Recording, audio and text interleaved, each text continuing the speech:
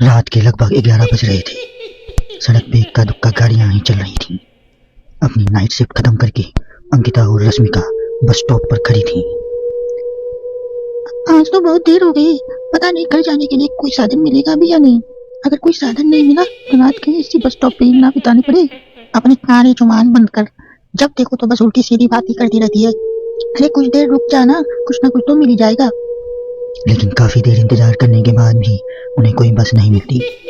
धीरे धीरे समय के साथ सड़क पे चलती हुई गाड़ियों का दिखना भी बंद हो जाता है। अरे ये देख, अब तो सड़क पे एक भी गाड़ी भी नहीं दिख रही है। दूर दूर तक गाड़ी और किसी भी इंसान का कोई भी नामो निशान नहीं है। एक काम करते हैं, वापस अपने ऑफिस चलते हैं। हम आज रात वहीं गुजार लेंगे। तुझे अच्छी तरह पता है, रात में 10 बजे के बाद चौकीदार ऑफिस के मेन गेट पे ताला लगाकर अपने घर चला जाता है।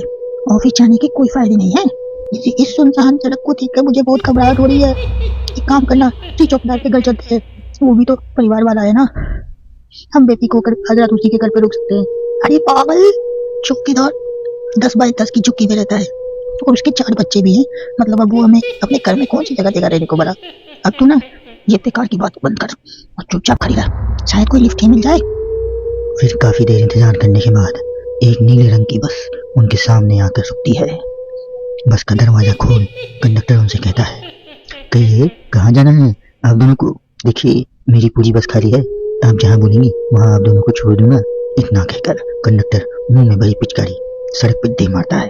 अंकिता, लोगों का कहना है कि कुछ महीने पहले इसी तरह अंधेरी रात में एक नीली बस के अंदर कुछ बदमाशों ने एक जवान लड़की की हत्या कर दी थी। इस बस का रंग भी नीला है, कहीं ये वही बस तो नहीं है? कंडक्टर रश्मिका की बात सुन लेता है और मुस्कुराते हुए कहता है, देखिए मैडम, उस घटना के बारे में मैंने भी सुना है।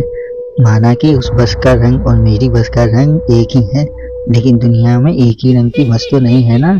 ये तो बस एक इत्तेफाक है। देखिए हमारी बस में एक मैडम पहले से ही बैठी हैं, आप देख सकती हैं।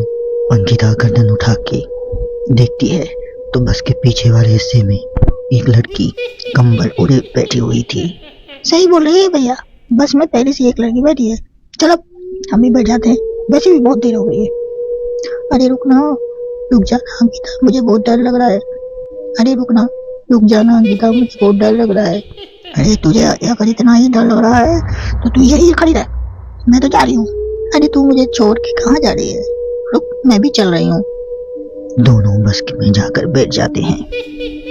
देखते ही देखते ड्राइवर बस को तेज रफ्तार में चलाना शुरू कर देता है। तभी रश्मिका की नजर पीछे बैठी हुई उस लड़की पर पड़ती है। उस लड़की की लाल आंखें और आधा जला हुआ चेहरा देखकर रश्मिका घबरा जाती है।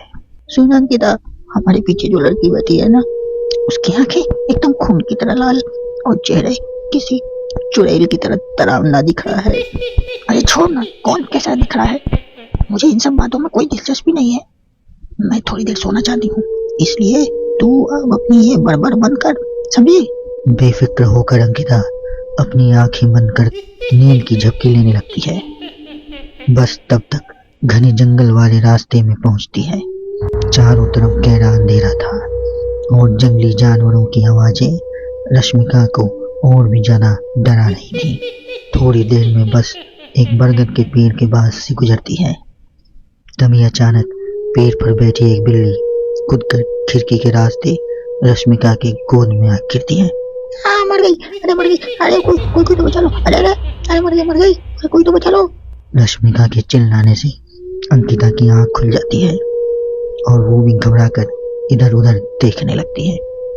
तभी पीछे वाली सीट पर बैठी लड़की उठकर रश्मिका के पास आती है और बिना कुछ कहे उस बिल्ली को रश्मिका के गोद से उठाकर उसे सहलाते हुए अपने गोद में ले लेती है और वापस अपने सीट पे जाकर बैठ जाती है।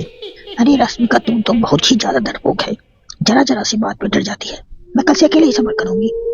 अरे मैं क्या करूं, वो बिल्ली अचानक मेरे गोद में आ गिरी। अपनी बकवास बंद कर और मुझे चैन से सोने दे, समझी? इस तरह रश्मिका को डांट कर अंकिता फिर से नींद की झपकी लेने लगती है। तभी अचानक एक झटके से ब्रेक लगाकर ड्राइवर बस को रोक देता है। रश्मिका खिड़की के बाहर झांक कर देखती है तो उसे सड़क के किनारे एक काला आदमी खड़ा दिखाई देता है।